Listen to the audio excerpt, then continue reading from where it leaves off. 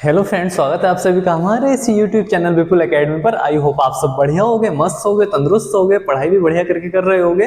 तो देखिए, आज हम बात करने वाले हैं, आज की वीडियो का टॉपिक है किरचॉफ के नियम। और आपको पता ही है कितना ज्यादा मोस्ट है, super duper most important topic है आपके लिए आज की इस वीडियो का, किरचॉफ का नियम। इस वीडियो से ठीक है आप बोर्ड एग्जाम में बिल्कुल 4 नंबर पक्के करने वाले हैं। यानी कि जितना भी बोर्ड एग्जाम में इस टॉपिक से पूछा गया है और पूछा जाता है, सब कुछ इस अकेली वीडियो से मिलने वाला है। तो वीडियो को देखना ना भूलें, ठीक है, एंड तक जरूर देखें बिना स्किप के। सारे एक एक पॉइंट जो बनते हैं एक एक नंबर के भी, सब कुछ आपको क्लियर होने वाले हैं। तो देखिए, बात करते हैं चैप्टर 3 की, करंट इलेक्ट्रिसिटी की। तो आपको पता ही है सुपर डुपर मोस्ट टॉपिक है आपका, तो हेड डाल लेना है बढ़िया करके किरचॉफ के नियम। और किरचॉफ के पूरे नाम की बात करें तो किरचॉफ का पूरा नाम है गुस्टफ किरचॉफ, और इन्होंने सन 1882 में वैद्युत परिपथ से संबंधित 2 नियम दिए हैं जिन्हें किरचॉफ के नियम कहा जाता है। सही है, तो लिखना चाहो तो लिख सकते हो कि सन 1882 में गुस्टफ किरचॉफ नामक वैज्ञानिक ने वैद्युत परिपथ संबंधित 2 नियमों का प्रतिपादन किया जिन्हें किरचॉफ के नियम कहते हैं, और जो निम्न प्रकार हैं। यानी कि अगर प्रथम नियम की बात करें तो प्रथम नियम को भैया संधि का नियम या जंक्शन का नियम या किरचॉफ की संधि प्रमेय कहा जाता है। ठीक है, अच्छे से हेडिंग डाल लेना है, किसी भी नाम से आ जाता है कि किरचॉफ का प्रथम नियम लिखिए, या किरचॉफ का संधि का नियम लिखिए, या किरचॉफ का जंक्शन का नियम लिखिए, या फिर किरचॉफ की संधि प्रमेय से आप क्या समझते हैं, किसी भी तरह से आ जाता है और बहुत आसान है। ठीक है, देखो ध्यान से समझो बात को। आपने एक सर्किट देखा होगा, यानी कि जो प्लेट्स वगैरह होती हैं, अगर किसी उपकरण को खोलकर देखो तो उसके अंदर प्लेट निकलती है। तो उस प्लेट में क्या होता है, उसमें प्रतिरोध होंगे, संधारित्र होंगे, ट्रांसफार्मर होंगे, ट्रांजिस्टर होंगे, डायोड होंगे, सब चीजें उसके ऊपर व्यवस्थित होंगी। तो उसके अगर पीछे बैक साइड को खोल के देखोगे तो आप लाइनें लाइनें लाइनें लाइनें दिखाई देंगी। ठीक है, जो आपको बढ़िया करके इस चित्र में दिखाई भी दे रहे होंगे। सही है, तो इस चित्र में ये जो आपको लाइनें वगैरह दिखाई दे रही हैं, ठीक है, तो जहां पर इनका पॉइंट आ रहा है, जहां पर जोड़ आता है, जैसे मान लिया ये कोई पॉइंट है, तो यहां पर मान लिया कि ये ऐसे करके ऐसे रास्ते जा रहे हैं। ठीक, ये आ रहे हैं, तो यहां पर इस संधि पर जितनी भी धाराएं होंगी, ठीक है, जितनी आ रही होंगी जितनी जा रही होंगी, उनका सभी का बीजगणितीय योग सदैव शून्य होता है। ये इस नियम में बताया गया है। ठीक है, यानी कि अगर बात करें किरचॉफ के प्रथम नियम की, तो आपको हेडिंग डाल लेना और लिखना है इसके अनुसार कि किसी वैद्युत परिपथ में, ठीक है, कोई वैद्युत परिपथ है, किसी वैद्युत परिपथ में किसी भी संधि पर मिलने वाली सभी धाराओं का बीजगणितीय योग शून्य होता है। बीजगणितीय योग का मतलब क्या है? बीजगणितीय योग का मतलब है कि जो संधि पर आ रही हैं वो तो प्लस में ली जाएंगी धारा, और जो संधि से जा चुकी हैं उन्हें माइनस में लिया जाएगा। बस इतना ही दिमाग में फिट रखना है कि जो धारा आ रही है वो प्लस में है क्योंकि वो आने वाली है। सही है, और जो जा चुकी है वो माइनस है, वो गई। ठीक है, जो चीज जा चुकी है गई वो तो माइनस है। ठीक है, उसके पीछे क्या जाना, जो आ रहा है प्लस है उसे देखो। सही है, तो जैसे मान लिया एक रेलवे स्टेशन पर आप पहुंचते हो, और वहां पर जैसे आप पहुंचे, और रेलवे स्टेशन को बोलते हैं जंक्शन है, ठीक है, संधि बोलते हैं। तो जैसे आप वहां पहुंचे तो वहां पर आपको पता चला कि मुरादाबाद से दिल्ली जाना था, तो मुरादाबाद रेलवे जंक्शन पर आप पहुंचे, और वहां पर पहुंचने के बाद आपने पता करा इंक्वायरी पर, तो पता चला कि वहां से 2 ट्रेनें जा चुकी हैं। ठीक है, तो जो चली गई, छूट चुकी हैं जो, तो वो तो माइनस हो गई, उनसे तो क्या ही लेना। ठीक है, अब हमें ये देखना है कि आ कितनी रही हैं। तो पता चला कि 3 आने वाली हैं, तो जो आ रही हैं ट्रेनें वो प्लस हो जाएंगी और जो जा चुकी हैं वो माइनस हो जाएंगी। यानी कि और सारों का सारा 5 हो गई ना, 3 आ रही हैं, 2 जा चुकी हैं, तो 5 हो गई। तो सबका संबंध कहाँ से है? स्टेशन से है। ठीक है, उस संधि बिंदु से है। तो वही है कि किसी वैद्युत परिपथ में किसी भी संधि पर मिलने वाली सभी धाराओं का बीजगणितीय योग शून्य होता है। ठीक है, बढ़िया करके इन्वर्टेड कॉमा में करके लिख लेना है, अर्थात सिग्मा आई इक्वल टू 0, यानी कि जितनी भी धाराएं होंगी सभी का बीजगणितीय योग सदैव शून्य होता है। क्लियर है बात? अब इस बात को और अच्छे से समझना है। मान लिया एक संधि बिंदु ये है भैया P, ठीक है, वैद्युत धारा एक ये आई, एक इधर, एक इधर, एक इधर, एक इधर, कैसे भी बना सकते हो, कोई दिक्कत नहीं है। ठीक है, ये मान लिया कोई संधि बिंदु P है, और यहां से धारा I1 आती है, और यहां से I2 जाती है। ठीक है, यहां से I3 आती है, यहां से I4 जाती है, और यहां से भैया I5 आती है। ठीक, ये चित्र आपने बना लिया मान लिया। सही है, कुछ भी हो सकता है, और इस चित्र से सवाल आते हैं, 1 नंबर में विकल्प भी बन जाता है, 1 नंबर से अलग में भी पूछ लेता है। तो ध्यान से इसे इंपॉर्टेंट पॉइंट मानकर समझना है। सही है, तो देखिए कि चित्र में हमें क्या दिखाई दे रहा है कि चित्रानुसार, ठीक है, चित्रानुसार यानी कि चित्र के अनुसार संधि P, संधि बिंदु P पर I1, I2, I3, I4, I5 धाराएं हैं, धाराएं हैं। ठीक है, चित्र में क्या दिख रहा है कि संधि पर भैया 5 धाराओं का संबंध है। ठीक है, तो किरचॉफ के प्रथम नियम से, तो किरचॉफ का प्रथम नियम कहता क्या है, जिस नियम की हम बात कर रहे हैं, तो किरचॉफ के प्रथम नियम से, प्रथम नियम से, ठीक है, प्रथम नियम में क्या बताया गया, प्रथम नियम कहता है भैया कि किसी वैद्युत परिपथ में प्रत्येक संधि बिंदु पर या किसी भी संधि बिंदु पर मिलने वाली सभी धाराओं का बीजगणितीय योग शून्य होता है। और आपको ध्यान रखना है, जो संधि पर आ रही है वो ली जाएगी प्लस में। ठीक है, जो आ रही है वो प्लस है और जो जा रही है वो माइनस है, वो तो गई। ठीक है, जो गया गया। तो I1 क्या है हमारा, I1 हमारा भैया प्लस है। ठीक है, प्लस में है। ठीक, फिर I2 को देखो, प्लस, हमें तो बीजगणितीय योग करना है। बीजगणितीय योग का मतलब है कि प्लस हो या माइनस हो सबको जोड़ना ही है हमें तो। ठीक है, चिन्ह सहित जोड़ना है बीजगणितीय का मतलब। तो I1 क्या है, संधि पर आ रही है तो ये प्लस में ली जाएगी, I2 जा चुकी है तो माइनस में ली जाएगी, और I3 भैया आ रही है तो प्लस में हो गई, I4 जा रही है तो माइनस में हो गई, और I5 हमारी आ रही है तो ये भी प्लस में हो गई। और सबका बीजगणितीय योग क्या है, 0। प्लस माइनस इसे सही से खोलो अब इक्वेशन को, तो I1 माइनस के I2 प्लस के I3 माइनस के I4 प्लस के I5 इक्वल टू कितना बना भैया, 0। तो देखो I1 प्लस में है, आ रही है, I2 जा चुकी है, निकल के जा रही है तो माइनस हो गई, I3 आ रही है प्लस है, I4 निकल गई तो माइनस है, I5 आ रही है तो प्लस है। ठीक है, अगर इन्हें सही से लिखें तो I1 प्लस I3 यानी और प्लस I5 इक्वल टू क्या बना भैया, ये माइनस वाले उधर जाके प्लस हो जाएंगे, I2 प्लस के I4। और यहां से क्या निष्कर्ष निकला, यहां से निष्कर्ष निकला कि किसी भी संधि पर, किसी भी परिपथ में, किसी भी संधि पर आने वाली धाराओं का योग सदैव जाने वाली धाराओं के योग के बराबर होता है। लिख लेना है इस बात को भी। ठीक है, तो चित्र बना लो और बढ़िया करके जो बताया गया है सब लिख लो, और ये लाइन भी लिख लेना, अर्थात किसी भी संधि पर आने वाली धाराओं का योग और जाने वाली धाराओं का योग हमेशा बराबर होता है। जितनी धारा आ रही है उतनी जा रही होगी। ठीक है, तभी बैलेंस बन रहा होगा, ये किरचॉफ का प्रथम नियम कहता है। ठीक है, प्रथम नियम कंप्लीट है, बढ़िया करके इसे तैयार कर लेना है। और 1 नंबर में या 2 नंबर में अलग से भी पूछ लेता है, जरूरी नहीं कि किरचॉफ के नियम से आप क्या समझते हैं, टिप्पणी लिखिए या उल्लेख कीजिए। अगर ऐसा आएगा तो 4 नंबर में आएगा, और आता ही आता है। कोई सा साल अभी तक तो ऐसा है नहीं कि जिस साल किरचॉफ के नियम से कुछ ना आया हो। ठीक है, कोई सा भी पेपर सेट उठा के देख लो, हर पेपर में किरचॉफ के नियम से कुछ ना कुछ जरूर मिलेगा, चाहे 1 नंबर में मिले या 2 में मिले या 4 में मिले। सही है, नियम आएंगे तो 4 में आएंगे, सवाल आएगा किरचॉफ के द्वितीय नियम से सवाल बनते हैं 4 नंबर में भैया। ठीक है, 4 नंबर में सवाल आता है किरचॉफ के द्वितीय नियम से, तो या तो वहां से सवाल बनेगा 4 नंबर में, या फिर किरचॉफ के अगर एक नियम यानी कि जैसे प्रथम नियम पूछ लिया, या पूछा संधि के नियम से आप क्या समझते हैं, जंक्शन के नियम से आप क्या समझते हैं, ये संधि प्रमेय लिखिए, इस तरह से आ जाए तो 1 या 2 नंबर में आता है। तो आपको बस ये अच्छे से लिख देना है कि किसी वैद्युत परिपथ में किसी भी संधि पर मिलने वाली सभी धाराओं का बीजगणितीय योग शून्य होता है। ठीक है, ऐसे करके कोई सर्किट बना के दे दे सवाल में, I1 का मान दे दे, I2 दे दे, I3 दे दे, I4 दे दे, और इससे पूछ ले कि I का मान बताओ, तो क्या करना है, जितनी धाराएं आ रही हैं बराबर जितनी धाराएं जा रही हैं। ठीक है, तीर को देखना है बस, संधि पर जो आ रही हैं वो प्लस हैं और जो जा चुकी हैं वो माइनस हैं, बराबर रखो एक दूसरे के, और I का मान गुणा भाग वो प्लस माइनस करके आराम से निकाल लोगे। क्लियर है? ठीक है, अब यहां से एक पॉइंट और बनता है जो मोस्ट है। ठीक है, एक पॉइंट और बनता है जो तुम्हारा एमसीक्यू में पूछा जाता है, और वो पूछा जाता है कि जो किरचॉफ का भैया प्रथम नियम है वो किस संरक्षण पर आधारित है। तो किरचॉफ का प्रथम नियम हमारा आवेश संरक्षण पर आधारित है। ठीक है, पॉइंट को नोट कर लेना बढ़िया करके। ठीक है, एमसीक्यू में सबसे ज्यादा पूछा जाता है कि किरचॉफ का प्रथम नियम या संधि का नियम या जंक्शन का नियम किस संरक्षण को बताता है, किस पर आधारित है। तो भैया आवेश संरक्षण पर आधारित है प्रथम नियम।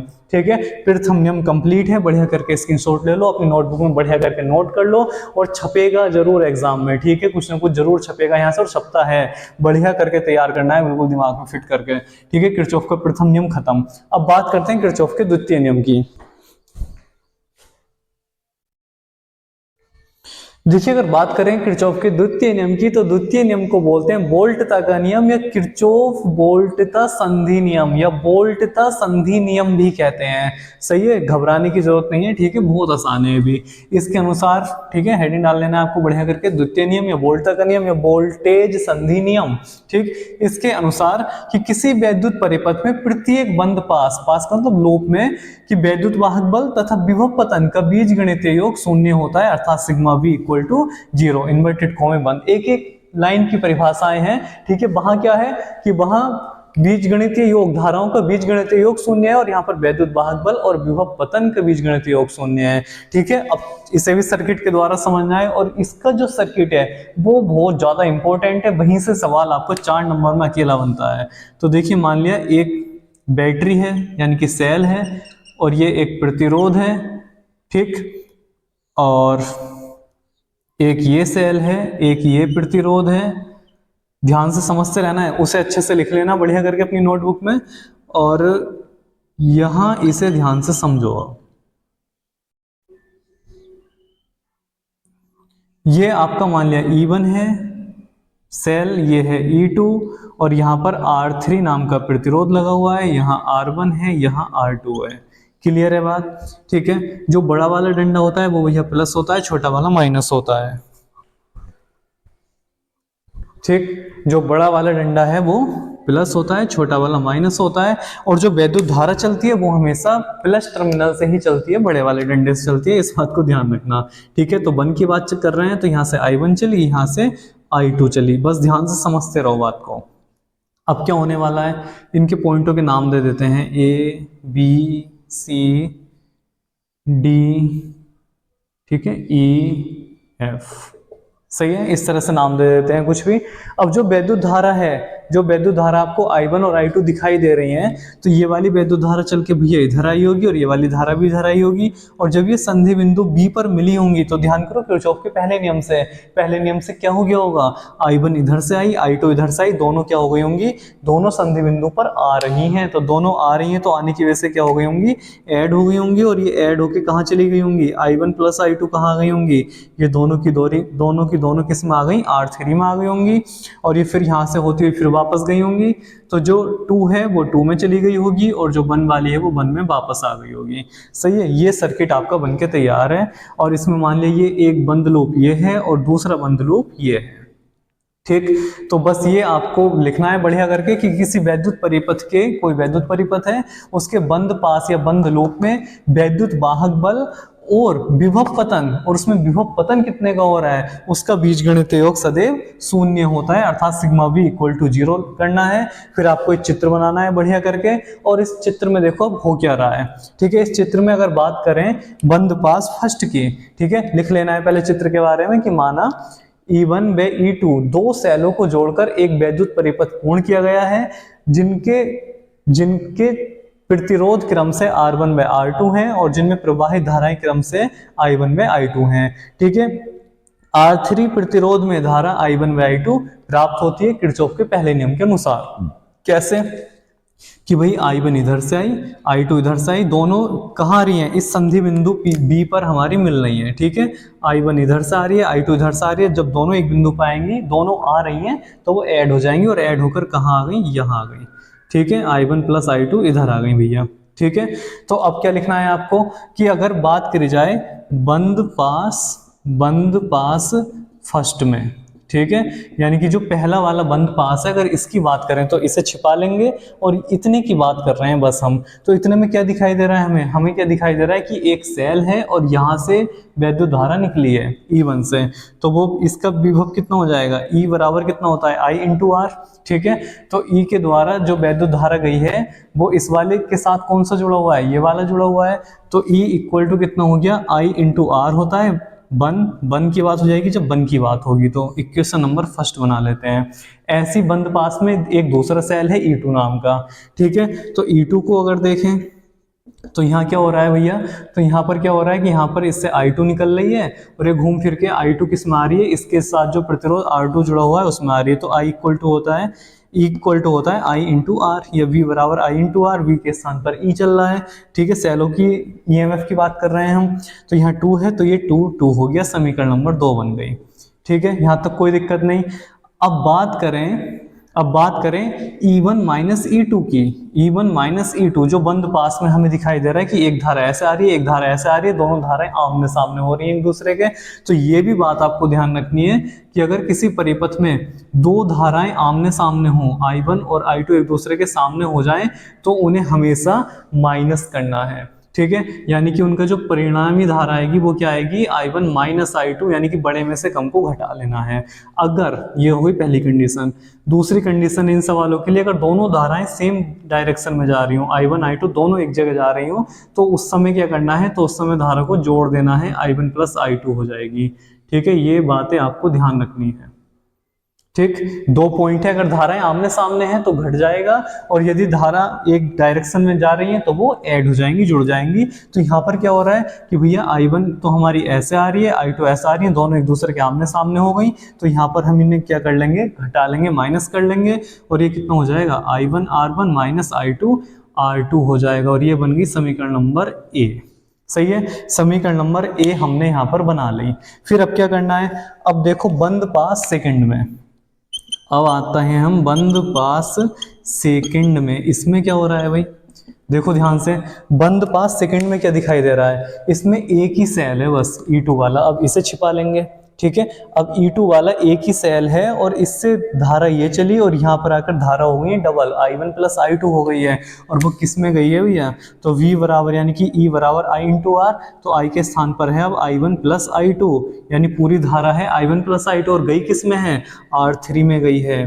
ठीक है, प्लस प्लस प्लस क्यों आया, क्योंकि एक प्रतिरोध और है VR2 नाम का, और उसमें कितनी धारा गई है, I2 R2 गई है। सही है, इसे अगर सोल्व करें तो कितना आ जाएगा, I1 R3 plus I2 R3 plus I2 R2। अब इन दोनों में अगर देखा जाए तो I2 कॉमन आता है, तो E equal to I1 R3 plus I2 यहाँ से कॉमन ले लो, R2 प्लस के R3 बन जाता है। समीकरण नंबर बन गए भैया B। ठीक है, इतना दिख रहा है, नहीं दिख रहा है, बढ़िया। अब समीकरण ए देखो, समीकरण बी देखो। ठीक है, यहां से क्या दिखाई दे रहा है, ये E2 है हमारा। ठीक है, अब वो सवाल कहां से देगा, सवाल में वो हम यहां तक ही जा सकते हैं फिलहाल डेरिवेशन में। सवाल में वो हमें क्या देगा, E1 दे देगा। ठीक है, 2 बैटरी देगा, दोनों के EMF दे देगा, यानी E1 दे देगा, E2 दे देगा, R1 R2 R3 दे देगा, और धाराएं I1 I2 आपसे पूछी जाएंगी। तो समीकरण 1 और 2 जो आई हैं, यहाँ से E1 E2 R1 R2 सब पता होगा, I1 I2 नहीं पता होंगे। 2 इक्वेशन आई हैं, 2 मान निकालने हैं, तो बहुत आराम से आप निकाल सकते हो गुणा भाग करके। ठीक है, यानी कि जो हमारा द्वितीय नियम है, यहां से ध्यान रखना, सबसे ज्यादा सवाल बनते हैं और 4 नंबर में बनते हैं। बिल्कुल सेम ऐसे ही सर्किट छपा हुआ आता है एग्जाम पेपर में आपके। ठीक है, और बस वहां से I1 I2 पूछता है, या फिर ऐसे कहेगा कि R1 में प्रवाहित धारा बताओ, या R2 में प्रवाहित धारा बताओ, या R3 में प्रवाहित धारा बताइए। ठीक है, इस तरह से आपसे एग्जाम में पूछेगा। तो फिर इसके नीचे आपको लिख देना है कि समीकरण ए व समीकरण बी की सहायता से हम परिपथ में प्रवाहित धारा I1 व I2 ज्ञात कर सकते हैं। ठीक है, इतना लिख देना है, और द्वितीय नियम हमारा कंप्लीट। अब बात आती है 1 नंबर में, यहाँ से MCQ क्या बनता है, तो वो पूछता है कि द्वितीय नियम या वोल्टता का नियम या किरचॉफ का वोल्टेज संधि नियम या किरचॉफ का द्वितीय नियम किस संरक्षण को बताता है, किस पर आधारित है। तो ध्यान रखना, ऊर्जा संरक्षण पर आधारित है। ठीक है, पहला नियम कहाँ गया था, पहला नियम था भैया आवेश संरक्षण पर, और जो द्वितीय नियम है, ठीक है, जो सेकंड लॉ है, वो हमारा ऊर्जा संरक्षण पर आधारित है। बिल्कुल बढ़िया करके दिमाग में फिट करनी है बात। सही है, द्वितीय नियम जितने भी आपको मिलेंगे, अधिकतर मैक्सिमम की अगर बात करें, तो द्वितीय नियम सब ऊर्जा संरक्षण पर ही आधारित होते हैं। सही है, पहला बदलता रहता है, लेकिन दूसरा नियम ऊर्जा संरक्षण को ही बताता है सबका। तो ध्यान रखना, जो द्वितीय नियम है किरचॉफ का, वो भैया ऊर्जा संरक्षण को बताता है। ठीक, MCQ में ये आ जाता है। अगर अलग से 2 नंबर में पूछे कि द्वितीय नियम लिखिए, वोल्टेज संधि नियम लिखिए, तो इसे लिख देना है, इसे समझा देना है कि इसके द्वारा हम I1 I2 निकाल लेते हैं। और अगर वो कहे कि किरचॉफ के नियमों का उल्लेख कीजिए, तो जितना आपने पढ़ा, ठीक है, उतना ही लिखना है बस, बाकी कुछ लिखने की आवश्यकता नहीं है और इससे ज़्यादा पूछेगा भी नहीं। और जो यहाँ से सवाल बनते हैं, ठीक है, पहले नियम से दूसरे नियम से, वो मैं नेक्स्ट वीडियो में आपको बताने वाला हूँ। तो वीडियो को जल्दी से लाइक कर दीजिए, अच्छे से पूरे टॉपिक को तैयार कर लेना है। किरचॉफ के पूरे नियम, दोनों नियमों से कुछ भी बच के नहीं जाना चाहिए, ठीक है। सब कुछ इस वीडियो में खत्म हो चुका है, बस सवाल बचे हैं, वो आपको नेक्स्ट वीडियो में जल्दी मिलने वाले हैं। तो वीडियो को भैया जल्दी से लाइक कर दीजिए और ज़्यादा से ज़्यादा शेयर कर दीजिए, और जो नए बच्चे हैं चैनल को सब्सक्राइब करना ना भूलें। मिलते हैं जल्दी नई वीडियो में नए टॉपिक के साथ। तब तक अपना ख्याल रखें, बढ़िया करके पढ़ाई करते रहें। Thank you so much.